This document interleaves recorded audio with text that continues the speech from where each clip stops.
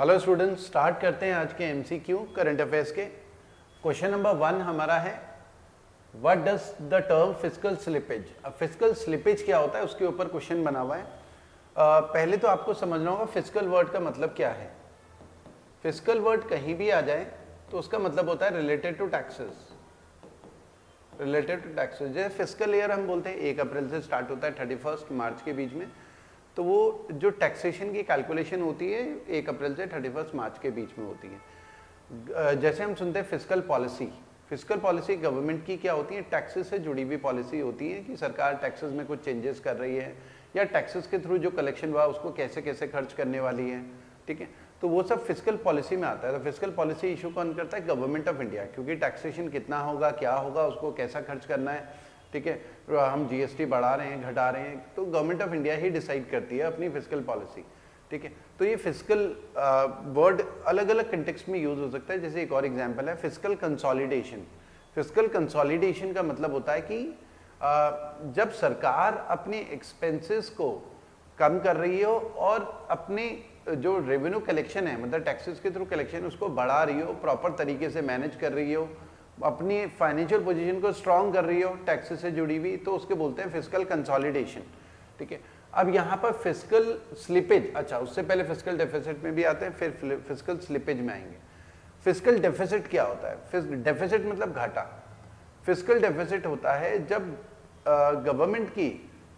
Government का जो expenses है काफ़ी ज़्यादा होता है खर्चा, और जो रेवेन्यू कलेक्शन है टैक्सेस के थ्रू कलेक्शन या नॉन टैक्स के थ्रू कलेक्शन वो कम रहता है। मतलब खर्चा ज़्यादा, आमदनी अठन्नी, खर्चा रुपया। तो सरकार की ना बोरोइंग रिक्वायरमेंट होती है, कुछ सरकार को फिर उधार लेना पड़ता है। ठीक है, तो सरकार की जो बोरोइंग रिक्वायरमेंट है, जब सरकार का एक्सपेंसेस ज़्यादा हो रहे हैं, इनकम कम है, तो वो जो बोरोइंग रिक्वायरमेंट है उसको बोलते हैं फिस्कल डेफिसिट। डेफिसिट मतलब घाटा। तो फिस्कल वर्ड टैक्सेस से जुड़ा हुआ है, टैक्सेस से कलेक्शन कम हो रहा है। ठीक है, ओवरऑल सरकार के पास रिसिप्ट कम आ रही है और खर्चा सरकार का ज़्यादा है, तो वो जो डिफरेंस होता है वो बोरिंग रिक्वायरमेंट होती है, उसको बोलते हैं fiscal deficit.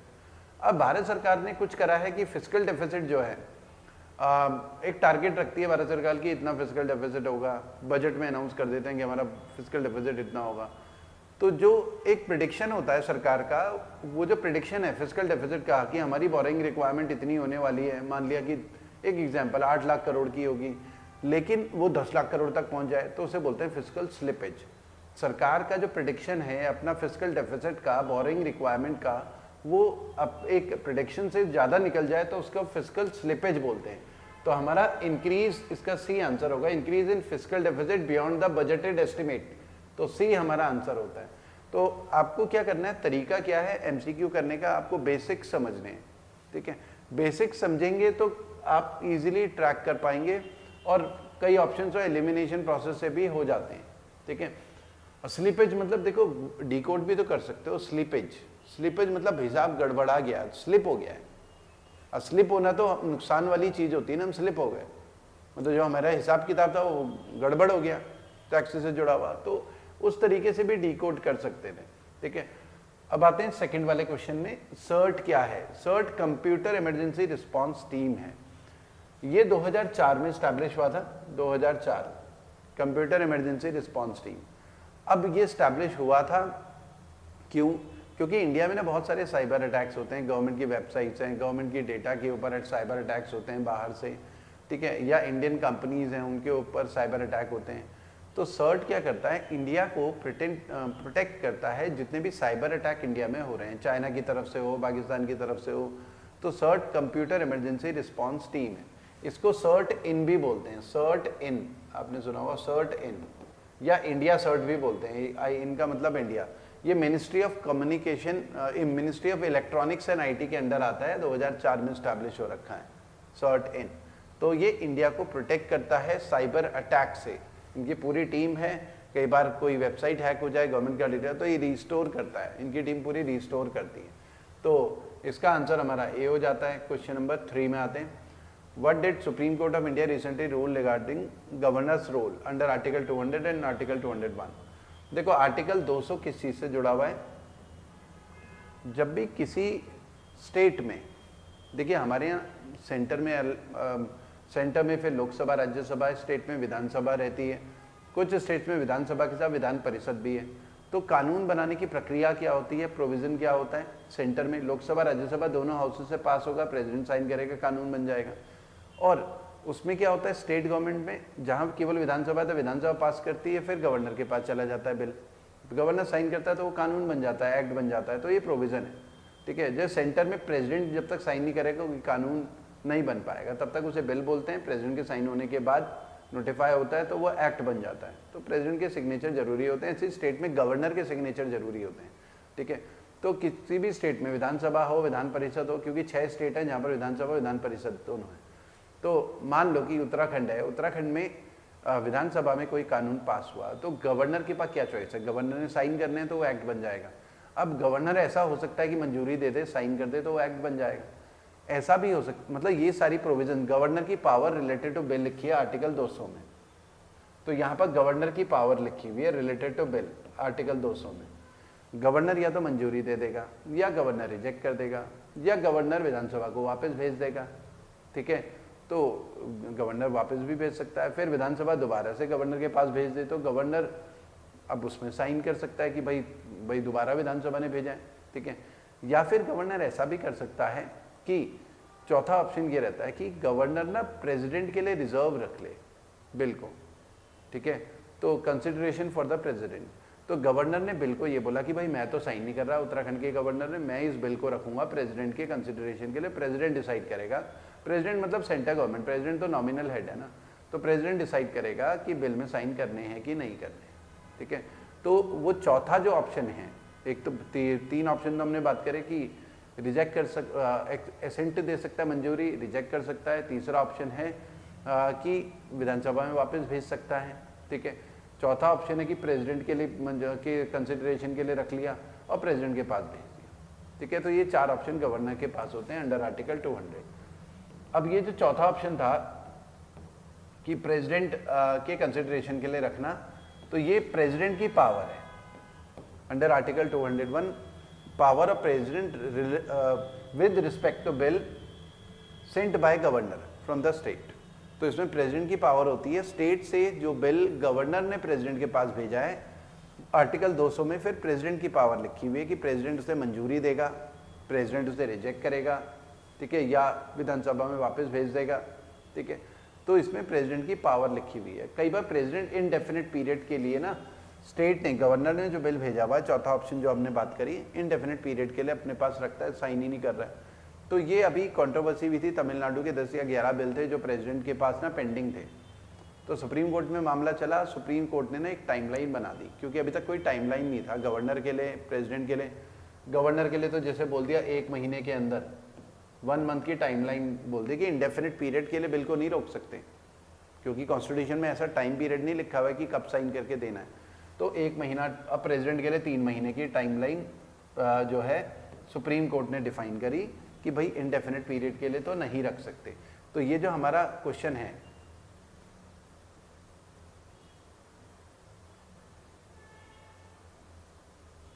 Question number 3, supreme court of India recently regarding, supreme court ने रूल करा है गवर्नर कैन, ये the governor must decide on a bill as soon as possible, I cannot hold it indefinitely। तो C बोला है इसमें ना, C हमारा आंसर होगा। ऐसा बोला है कि indefinitely as soon as possible का मतलब इसका इंटरप्रिटेशन ये निकाला कि गवर्नर 1 महीना, प्रेसिडेंट 3 महीने ही बिल को रख सकता है। तो ये 3 महीने का टाइम पीरियड इसमें बोला गया है। आइए आगे वाले क्वेश्चंस में आते हैं। हाँ, क्वेश्चन नंबर 4,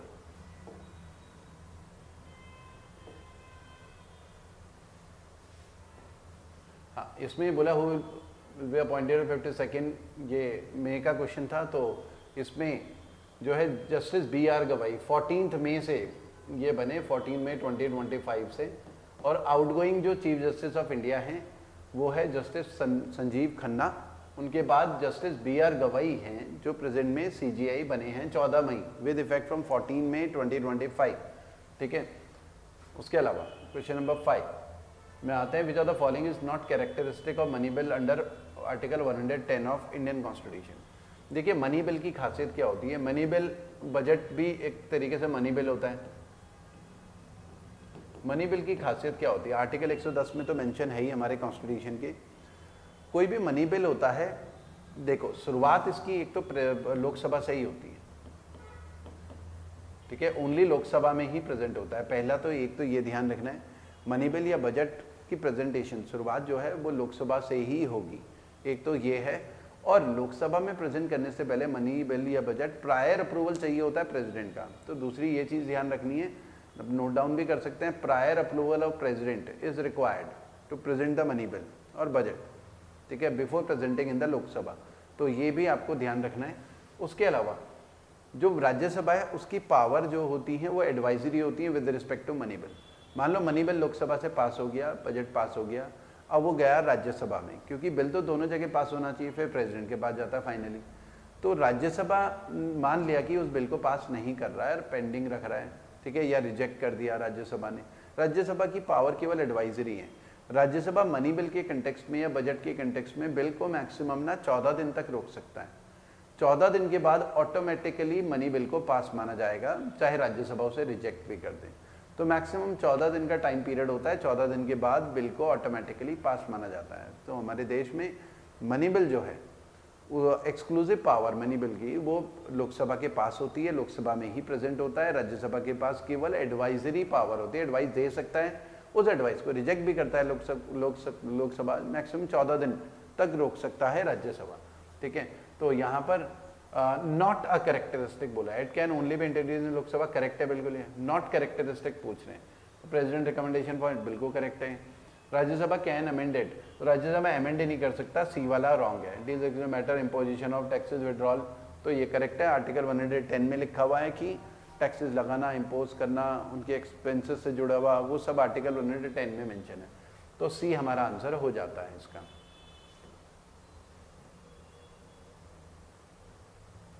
हाँ, आते हैं क्वेश्चन नंबर 6 में। Which of the following is primary factor leading to coral bleaching. पहले तो आपको समझना होगा कि कोरल्स क्या होते हैं। कोरल्स ना समुद्र के अंदर होते हैं, सी के अंदर। ये कैल्शियम का, ये लिविंग थिंग्स में माने जाते हैं कोरल्स। ये क्या होता है कि कैल्शियम कार्बोनेट जो है ना, ये इकट्ठा होता है, जैसे मछलियाँ फिशेस वगैरह रहती हैं तो कैल्शियम कार्बोनेट इकट्ठा होता रहता है, तो ये ग्रो करते हैं कोरल सी के अंदर। कैल्शियम कार्बोनेट बल्क में इकट्ठा रहता है, ग्रो करते रहते हैं। अब ये कोरल्स जो होते हैं, ये इसके बहुत सारे फायदे हैं। समुद्र के अंदर आपने देखा होगा अलग अलग कलर के कोरल्स, वहाँ पर बहुत सारी स्पीसीज रहती हैं, मेरीन स्पेसीज, मछलियाँ बीच बीच में जा रही हैं कोरल से, अलग अलग कलर के रहते हैं समुद्र के अंदर गहराई में। फोटो इमेजेस कई बार आती रहती हैं, ठीक है। तो वहाँ पर बहुत सारी मरीन स्पीसीज रहती हैं, तो उनकी लाइफ के लिए इंपॉर्टेंट होता है कि कोरल ग्रो करें। उसके अलावा कोरल्स ना, जैसे सुनामी वगैरह है, जो बड़ी बड़ी वेव्स बनती हैं, उनसे कोस्टल एरिया को भी प्रोटेक्ट करता है, क्योंकि वेव्स कोरल से टकरा के ना वहीं पर ख़त्म हो जाती हैं, तो कोस्टल एरिया प्रोटेक्टेड रहता है, ठीक है। तो मरीन लाइफ, कोस्टल एरिया को प्रोटेक्ट करना, उस पॉइंट ऑफ व्यू से कोरल्स काफ़ी इंपॉर्टेंट होते हैं। अब कोरल्स जो हैं वो ग्रो कैसे करते हैं, क्योंकि सनलाइट पड़ती है कोरल में, फिर उनका फूड बनता है कोरल की लेयर के ऊपर, तो उस हिसाब से कोरल ग्रो करते रहते हैं। तो अब क्या हो रहा है कि ग्लोबल वार्मिंग की वजह से समुद्र का पानी जो है वो गर्म होता जाता है, टेम्परेचर बढ़ रहा है। टेम्परेचर बढ़ने की वजह से कोरल की ऊपर की जो लेयर है गर्म पानी की वजह से वो छील जाती है, मतलब ब्लीचिंग हो जाती है उसमें, तो वो लेयर थोड़ा घिस जाती है गर्म पानी की वजह से, क्योंकि ग्लोबल वार्मिंग हो रही है, क्लाइमेट चेंज हो रहा है। तो उस वजह से क्या होता है, कोरल ब्लीचिंग होती है, कोरल ना ग्रो नहीं कर पाते, कोरल डेड होने लगते हैं। तो वो मेरीन लाइफ के लिए भी ठीक नहीं है। और जो कोस्टल एरिया कोरल्स क्योंकि सुनामी वगैरह से भी प्रोटेक्ट करते हैं, कोई भी बड़ी वेव्स बनती हैं तो उस हिसाब से भी ठीक नहीं है। तो कोरल को प्रोटेक्ट करना बहुत जरूरी है। तो कुछ रिपोर्ट्स आई थी कि कोरल ब्लीचिंग काफ़ी ज़्यादा हो रही है, primary factor leading to coral bleaching. तो राइजिंग ओशियन टेम्परेचर, पानी गर्म होने की वजह से कोरल ब्लीचिंग हो रही है, ठीक है। क्वेश्चन नंबर 7 आते हैं। सिल्कियारा बैंड बरकोट टनल, ये ना उत्तरकाशी में है, उत्तराखंड में, उत्तरकाशी में, उत्तराखंड में, ठीक है। तो सी इसका आंसर है। ये न्यूज़ में था क्योंकि ये जो टनल है, एक तो 4.5 किलोमीटर लंबी टनल है, ठीक है, जो कि यमुनोत्री के साथ ना डिस्टेंस को काफ़ी रिड्यूस कर देगा, ठीक है। तो यमुनोत्री के साथ डिस्टेंस मतलब काफ़ी छोटा रास्ता हो जाएगा, पहाड़ों के बीच से पूरी टनल बन रही है, ठीक है। तो ये रिसेंटली कंप्लीट हुई है, इसलिए न्यूज़ में था। और इस टनल में क्या हुआ था कि ये कोलैप्स हो गई थी, 41 वर्कर्स ट्रैप हो गए थे, 41 वर्कर्स ट्रैप हो गए थे नवंबर 2023 में, तब ये न्यूज़ में था। और एक हफ्ते तक टीवी में आया था कि 41 वर्कर्स ट्रैप हो गए हैं, 41 वर्कर्स इस टनल में। तो उसका काम ना रुक गया था 41 वर्कर्स। तो एक हफ्ते तक टीवी में आया था लगातार कि अच्छा उनको खाना पहुंचा रहे हैं, पानी पहुंचा रहे हैं, तो काफ़ी मुश्किल से इनको निकाला था, ठीक है। तो तब ये न्यूज़ में था। अब उस समय काम रुक गया था, फिर काम दोबारा स्टार्ट हुआ, तो अब काम कंप्लीट हो चुका है, टनल कंप्लीट हो चुकी है पूरी, तो इसलिए ये न्यूज़ में था। What is the name of mobile based application use to track anganwadi centres across India? तो पोषण ट्रैकर है, ये क्या करेगा, ये जो आंगनवाड़ी सेंटर्स क्या होते हैं कि रूरल एरिया में जो लोग हैं जो काम पे जाते हैं अपने छोटे बच्चों को आंगनवाड़ी सेंटर्स में छोड़ के जा सकते हैं। सरकारी रहता है आंगनवाड़ी सेंटर, वहाँ पर बच्चों को थोड़ा प्ले स्कूल टाइप होता है, पढ़ाया लिखाया जाता है, खाना वगैरह भी खिलाया जाता है। तो यह है कि जो गरीब लोग हैं या रूरल एरिया के लोग हैं वो काम धंधे पे जा सकते हैं, वरना बच्चे के चक्कर में लोग नहीं जा पाते, तो इसलिए आंगनवाड़ी का कॉन्सेप्ट स्टार्ट किया गया, ठीक है। अब इसमें ना पोषण ट्रैकर है, क्योंकि न्यूट्रिशन की भी कमी नहीं होनी चाहिए, तो पोषण ट्रैकर में बच्चों की अटेंडेंस, स्टाफ, सारी चीज़ें होंगी, क्या उनको न्यूट्रिशन वगैरह क्या प्रोवाइड किया जा रहा है, उनकी ग्रोथ के बारे में, ठीक है। तो न्यूट्रिशन डिलीवरी वगैरह वो सारी चीज़ें पोषण ट्रैकर में ऐप के थ्रू वो पूरा डेटा उसमें पूरा अवेलेबल होगा और डेली एंट्री होगी आंगनवाड़ी सेंटर में। तो इसका बी आंसर है, ठीक है। तो आज के वीडियो में इतना ही करते हैं, ठीक है। नेक्स्ट वीडियो में इससे आगे कंटिन्यू करेंगे। Thank you.